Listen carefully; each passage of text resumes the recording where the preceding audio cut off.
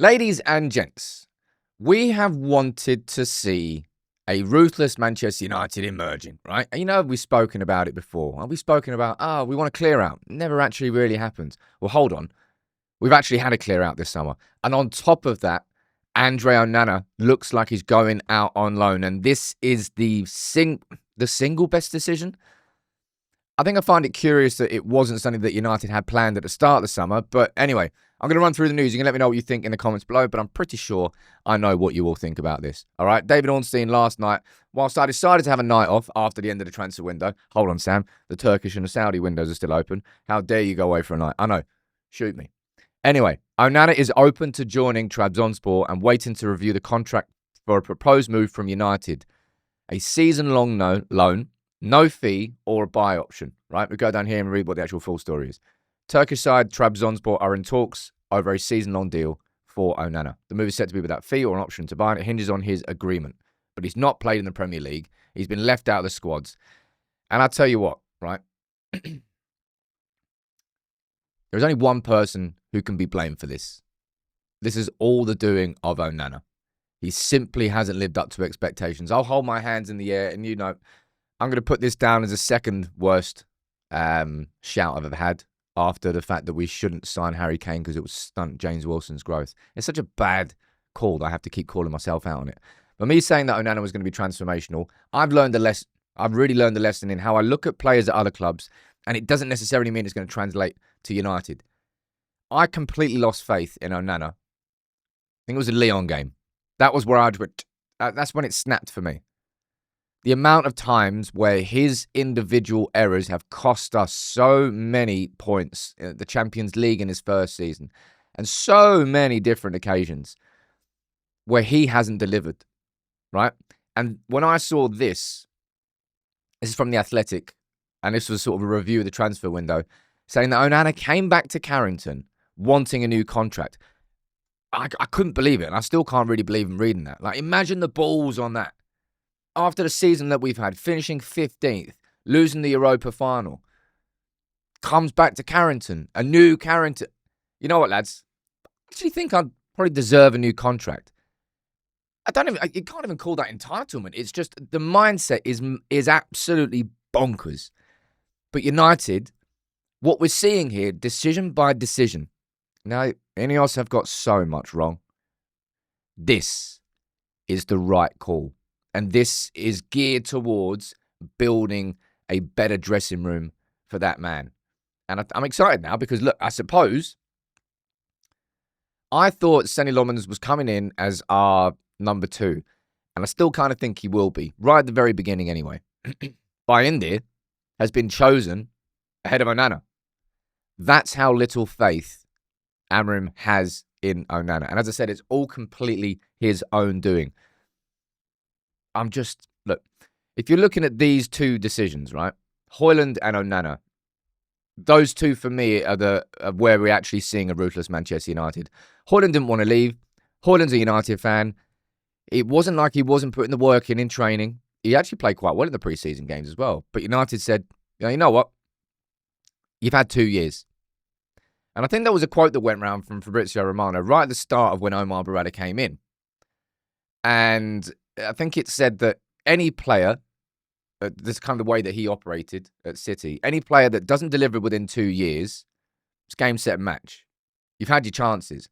But previously, Manchester United, we know what we would have done. We would have just held on to them and gone, right, well, we can't move them on because we've invested so much in Højlund and we've invested so much in Onana that we kind of have to make it work.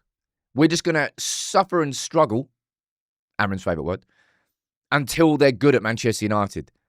Screw that. Sod that. Admit your mistakes and move on. And that's what we've done here. And that's what I mean about us being ruthless. Moving on players like Garnacho, who's just completely fallen out of favour. I wouldn't say that's really ruthless at all. I think it kind of decided itself. But United could easily have kept both of these. And it might have been easier to do so. It would have been cheaper to do so. But instead, we've got a new goalkeeper in. We've got a new striker in. And 2 of the problem players from last season, 2 of the problems at our club, goal scoring and letting in too many goals, have now been shifted. And I really like this, man. I think it's, as I said, I'm curious as to why this wasn't on the agenda earlier this summer. And I'm curious as to why it needed the mistake against Arsenal to sort of kick United into gear.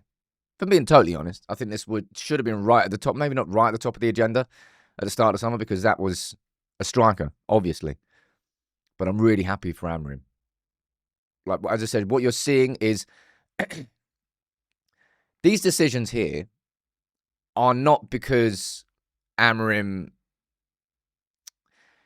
like, they're not moving on Onana simply because he doesn't get on with Amorim. They're moving on Onana because he's not good enough for Manchester United, and they're doing it for the club.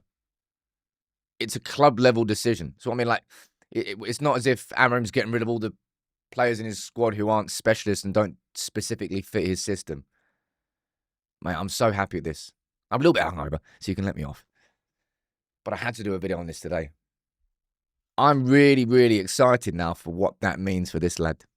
And what an opportunity that has to be. As a 23-year-old goalkeeper coming from one full season in Antwerp to effectively having a it's not even a 50-50. If he comes in and plays well, I don't want Bayindir as our number one.